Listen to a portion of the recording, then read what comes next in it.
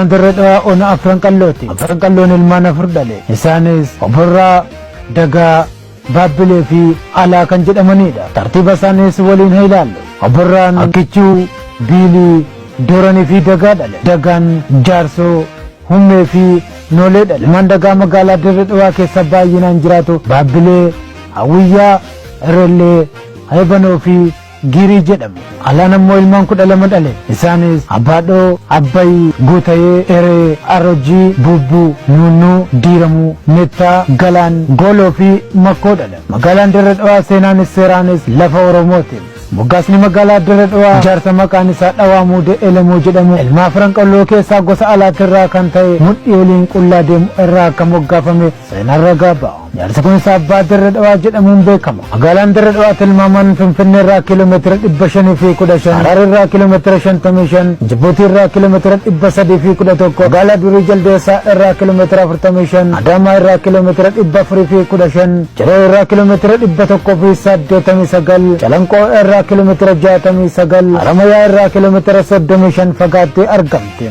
Hanga dhuma jaarraa 19ffaatti lafti magaalaa Dirredhawaa lafa horsiisee bultoonni irra bobbaafatan jedhama. Uummanni gaarreen Harargee irraa loon isaanii qabatanii gara magaalaa Dirredhawaa itti deddeebi'uudhaan injifachaa akka turan ni dubbatama. Finfinnee fi Dirredhawaadhaaf daandiin baaburaa yaadni kan dhiyaate bara 1877 ta'utu himama. Yeroo sana lafti magaalaan Dirredhawaa irratti ijaaramte bosona keessi isii bineensota hedduun guutame ta'uu abburaaf biyya Faransi tokko barreessee ture. Muddee bara 1902 daandiin baabura Dirredhawaa yoo dhaqqabu lafti duraan qullaa turte foolii magaalummaa qabaachuu jalqabde. Sababa ijaarsa baaburaa fi daandii baabura Dirredhawaatiinis suuqiiwwan manneen jireenyaa ijaaramuu eegalan. Dirredhawaan magaalaa ta'uudhaaf waggaa tokko qofa akka itti fudhate barreeffamni waa'ee magaalattii tokko ni ibsa. Osoo oolee hin bulinis daldaltoonni Indiyaa fi Arabaa Dirredhawaatti waa bituu fi gurguruu eegalan. Lafti bakka magaalaa jedhamtu kunis saffisaan guddatte.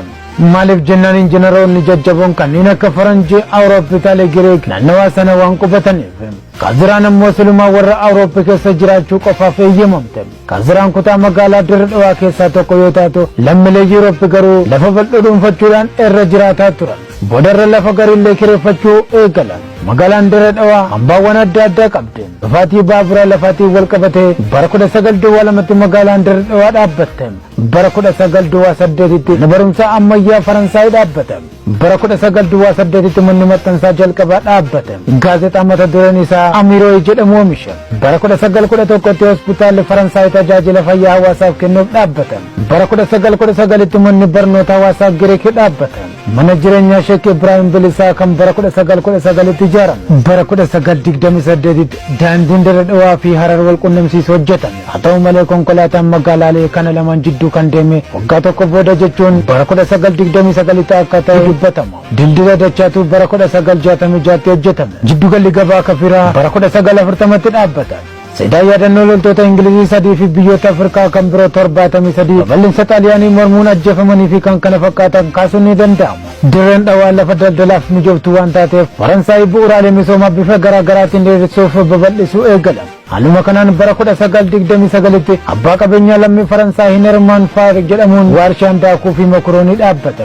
Bara 1935tti manni barumsaa hawaasaa Indiyaanotaa yookiin Baaliyaanotaa dhaabbate. Bara 1935tti akka biyya kanaatti yeroo jalqabaaf koobilistoon yookiin dhagaa koobiliidhaan kan hojjetame. Daandiin kan hojjetame magaalaa Dirredhawaa keessattidha. Yaadannoo kana ibsuufis siidaan koobilii magaalattii keessatti dhaabbatee jira.